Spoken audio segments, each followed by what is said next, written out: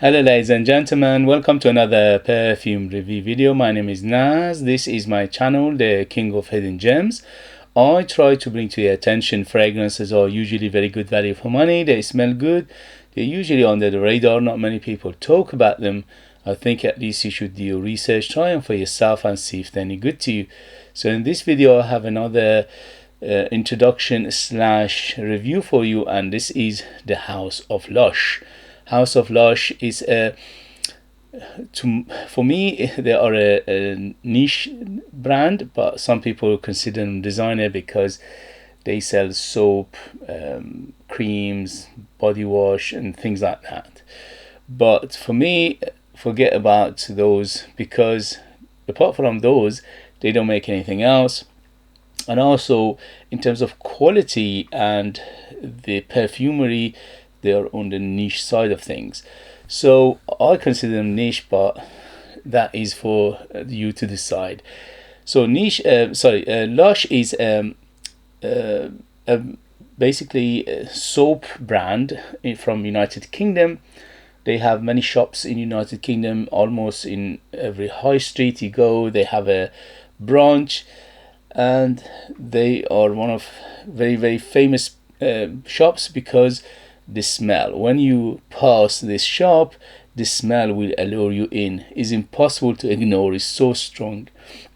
So me and my wife have many of their perfumes, almost all of them apart from a handful of them, and the reason is because we love this brand, we love this house, and we think they are super good for their price we are paying. This one in particular is from their white label perfumes, which are a little bit less expensive. This one retails for £60. If you go to their shop, you can buy it for £60 or online. But the good news is, if you do your research on eBay, you can buy them cheaper. So me and my wife, we, apart from one or two of the perfumes, we bought majority of the perfumes from eBay because it's discounted, is much cheaper there. So if you are interested and you want it for less price, go and check them in eBay. So this one, as I said, from their white label, there are two tiers. One is black label, one is white label. The black labels are more expensive, white labels are less expensive. And this beauty is called Lush Shade. So again, they don't specify their concentration of perfume. To my nose, they put somewhere between 20 to 30% perfume oil in their perfumes. Some of them less, some of them more. In this one, it's not as strong as the rest of them. So I would think in this one is about 20% perfume oil. It's a 100 ml bottle, and they come in 30 ml bottle as well. So 100 ml of it is retails £60, 30 ml of it retails for £30. As you can see, the presentation, as always, very simple, very minimalistic, but I don't mind that at all. I love it because it's good for the environment, it's good for us consumers, for our pocket. The atomizer is old-fashioned, the cap non-existent, and look at this. So not bad.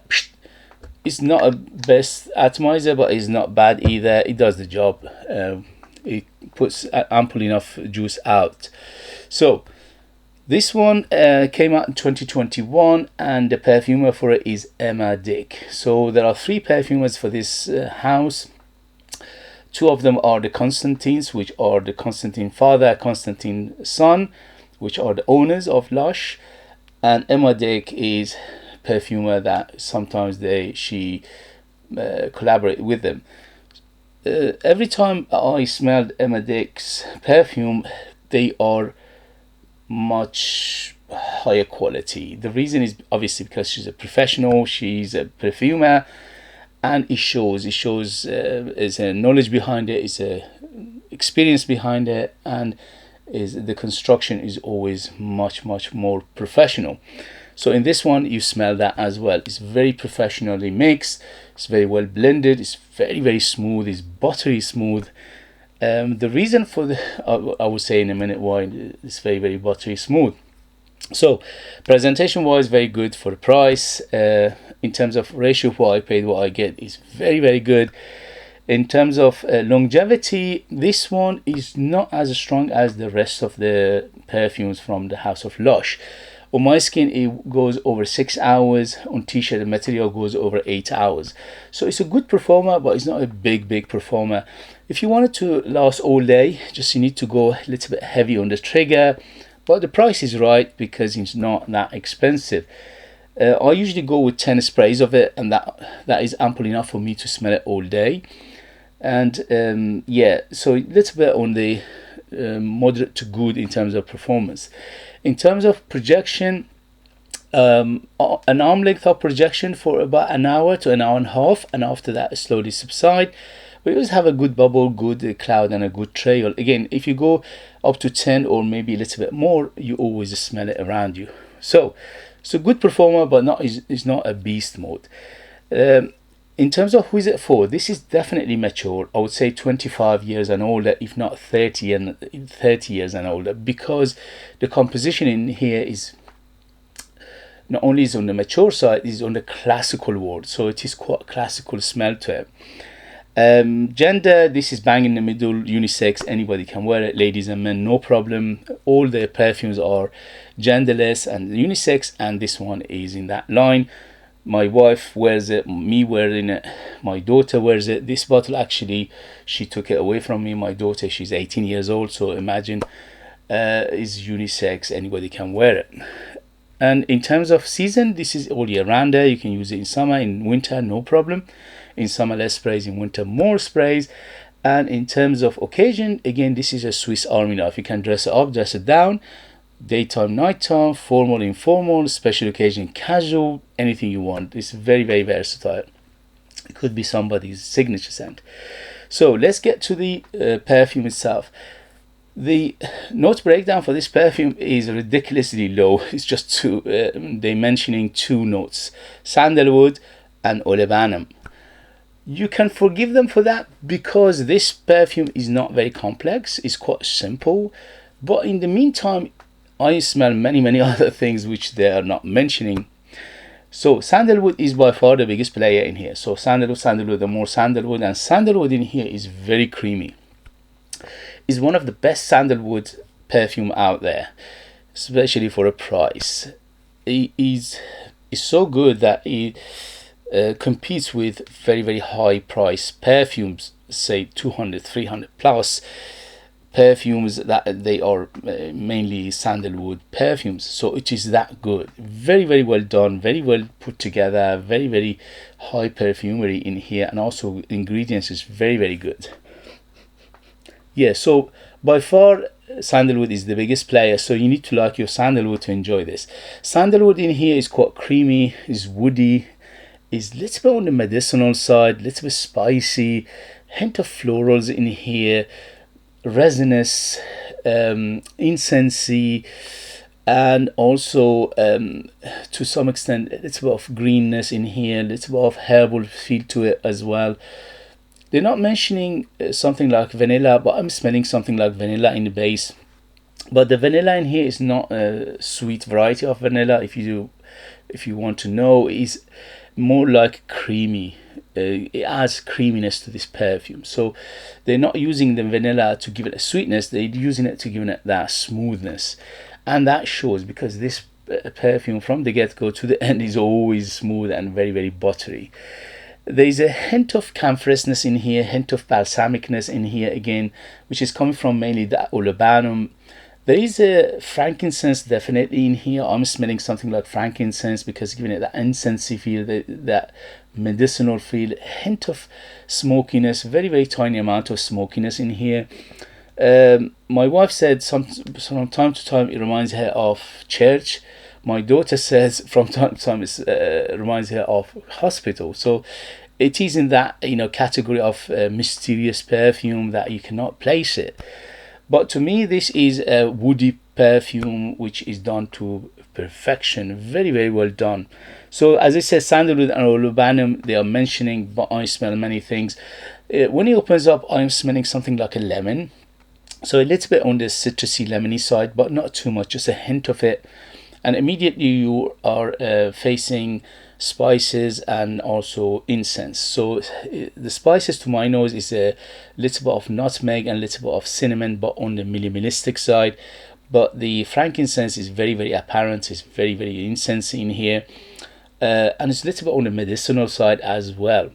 So overall, this perfume is very well done. Emma Deck has done a very, very good job in here. So by far, what you notice is the sandalwood, which is giving it that woody, creamy feel. The amber, there's an amber feel to it as well, but the amber in here is very effervescent, is very airy, is very transparent amber. So it's a very, very basically one of those amber that is on the light side of things. Warm spices, which is mainly come from this, but the cinnamon and the nutmeg in here, again on the minimalistic side. Fresh spice, which is to my nose is a little bit of, yeah, it's like a baby powder feel to it somehow. It doesn't go to baby powder realm, but a hint of baby powder to it. Overall, it's a little bit powdery as well, but not too much. And there's a balsamic feel to it, but again very minimalistic balsamic feel, and also camphorous feel, green, a little bit earthy, and also resinous on overall, and aromatic as well in the same time. Little bit of hint of aromaticness. I'm not sure where is it coming from. Maybe there is a violet leaf in here. Yeah, it smells like violet leaf to me, but a very, very small amount, again very minimalistic.